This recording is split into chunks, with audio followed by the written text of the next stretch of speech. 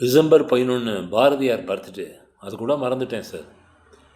அவருடைய பர்த்டேயில் ஒரு கோயிலுக்கு போனோம். அவரை நினச்சிருந்தோம். இல்லை அவர் மேலே ஒரு அர்ச்சனை பண்ணினோம். அல்லது அவருடைய பாடல் ஒன்று கேட்டோம். அல்லது மனமுருக பாடினோம். இது மாதிரியெல்லாம் செய்யாமல் அப்பேற்பட்ட மகா கவியுடைய பர்த்டேயை கூட மறந்துட்டேனே. நான் என்ன கவிஞன்? கவிஞன்னு சொல்லிக்க எனக்கு என்ன அருகதை இருக்குது? இதை நினைக்கும் போது என் மனசு நொந்து போயிடுது சார். இன்றைக்கி தான் பாரதியார் பர்த்டேங்கிற விஷயம் தெரிஞ்சுது. எவ்வளவு பெரிய கவிஞன்!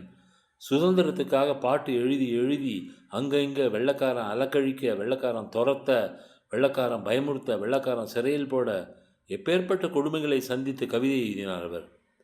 திருவள்ளுவராவது அமைதியான காலத்திலே கவிதை எழுதினார், திருக்குறள். பாரதியார் ஒரு போராட்டமே செய்தார் பேனாவின் மூலம்.